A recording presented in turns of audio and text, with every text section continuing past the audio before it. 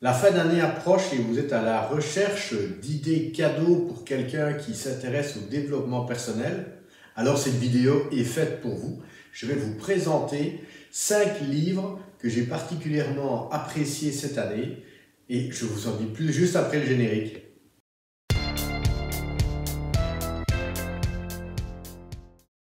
Alors le 5e livre dont j'ai envie de vous parler, le 5e dans mon classement, c'est en fait ici L'extraordinaire pouvoir des fascias en mouvement et par Alexandre Münz. Donc Alexandre Münz, c'est un ancien danseur étoile qui en fait à un moment de sa carrière s'est retrouvé confronté à toute une série de douleurs et puis qui a découvert du coup l'importance des fascias. Donc vous savez, ces tissus qui englobent nos membranes et qui connectent tous nos organes entre eux. Et il a développé en fait une méthode d'exercice très doux à réaliser au sol qui permettent de remettre, de rééquilibrer un peu les fascias quelque part et de permettre de la régénération. Donc vraiment un livre très intéressant si vous commencez à prendre un peu de l'âge, si vous faites du sport et que vous commencez à avoir des douleurs, ça peut être vraiment intéressant d'y regarder de plus près. Mon numéro 4, Le nerf vague, Adieu stress, anxiété et timidité par Ludovic Leroux.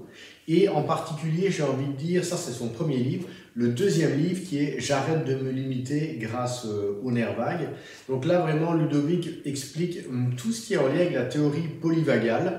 Donc savoir qu'en fait nous avons deux branches de notre système nerveux autonome, le sympathique qui est un peu comme l'accélérateur et le parasympathique qui est comme le frein. En nous expliquant qu'en fait dans ce parasympathique il y a deux branches, une ventrale, une dorsale, et que c'est finalement ces branches-là qui vont être responsables de nos comportements de survie, ou en tout cas qui s'activent aussi en cas de stress, qui vont être soit le combat, la fuite, ou ce qu'on appelle le freeze, donc le fait de se figer. Et donc c'est vraiment très intéressant d'apprendre à comprendre le fonctionnement du corps humain, voir comment on a pu, dès notre naissance, voire même parfois avant, être programmé, puisque le système nerveux, finalement, c'est des courants électriques et donc c'est comme au niveau de l'informatique, tout ça se programme. Et de voir, voilà, une fois qu'on a compris ça, de se rendre compte aussi qu'on peut du coup déprogrammer et reprogrammer les comportements qui ne sont pas utiles pour nous pour l'instant, voire qui nous pénalisent.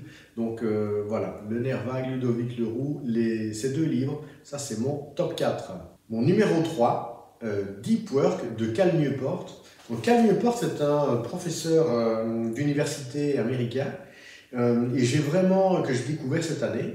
Et vraiment, j'ai adoré la façon dont il aborde les sujets, parce que c'est un petit peu le principe des thèses, antithèses. Donc il va vraiment observer les différentes facettes d'une thématique pour vraiment finalement étayer, justifier son avis, ce qui nous permet à nous, en tant que lecteurs, à la fois de suivre son raisonnement, mais aussi de nous faire notre propre idée du sujet. Et donc ici, on est vraiment en lien avec tout ce qui va être finalement concentration, travail plus poussé, plus profond, donc de meilleure qualité également. Et donc, ouais, c'est déjà une belle brique, mais vraiment très très intéressant à lire. Donc c'est mon numéro 3. Mon numéro 2, de One Thing, de Gary Keller, assisté de Jay Papasan. Ici, c'est vraiment un livre que j'ai découvert déjà il y a plusieurs années et je viens de le relire pour la deuxième ou troisième fois. C'est vraiment un livre qui permet en fait de se consacrer, de se focaliser sur ce qui compte le plus pour nous et plus vraiment de le mettre en pratique. Donc on part vraiment d'un aspect stratégique, philosophique, et puis on arrive vraiment à la dimension très très concrète au niveau des habitudes que l'on met en place et tout ça. Il est très agréable à lire, il se lit voilà, vraiment facilement. J'adore ce livre, donc ça c'est vraiment quelque chose aussi que je recommande de One Thing. Alors ce que je n'ai pas dit, c'est que tous les livres que je présente ici sont disponibles au moins en français, certains sont en anglais. Donc moi, si vous me suivez, vous savez que j'aime aussi lire en anglais, ce qui permet de développer aussi mes capacités linguistiques. Et donc voilà, le One Thing, c'est mon choix numéro 2 pour cette année. Et alors là, tadam, mon choix numéro 1, Ils ne pourront plus se passer de toi, de Cal Newport. Donc je vous ai dit tout à l'heure que j'ai découvert Cal Newport cette année en lisant d'abord Deep Work.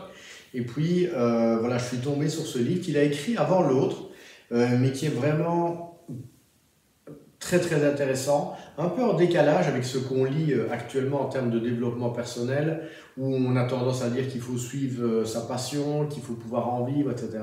Ce qui, quand c'est le cas ou quand c'est possible, c'est une très bonne chose. Mais ici, il aborde justement la situation sur des angles un peu différents, notamment de dire oui, mais voilà, si j'ai une passion mais que je ne peux pas en vivre, qu'est-ce que je fais? Ou bien si je ne sais pas encore quelle est ma passion, si je n'ai pas encore de découverte, ce qui peut arriver notamment chez les plus jeunes. Ben voilà, il y a pas mal de pistes qui sont là, de nouveau étayées avec des raisonnements, des exemples très concrets. Il a été aussi interviewé des personnes sur le terrain, et ce sont des personnes, entre guillemets, inconnues, donc ça change un peu voilà, des histoires classiques de Steve Jobs, etc. Non, ici, c'est voilà, d'autres personnes, et vraiment, moi j'ai vraiment adoré, je trouve que c'est très très bien écrit, donc je vous le recommande, c'est mon numéro 1 de cette année. Ils ne pourront plus se passer de toi, de Cal Newport. Et puis évidemment, pour conclure ces vidéos, je ne peux que vous recommander mes 2 livres, Quand l'impossible devient possible, La voie de la maîtrise de soi et du lâcher-prise, et Meta Leadership, qui sont tous les 2 disponibles sur Amazon si vous ne les avez pas déjà. Voilà. Dites-moi en commentaire si vous connaissez déjà certains de ces livres, si vous les avez lus, ce que vous en pensez. Et puis, voilà, je vous souhaite en tout cas de très bonnes fêtes de fin d'année et d'excellentes lectures, que ce soit en 2024 ou dans les années à venir. À très bientôt!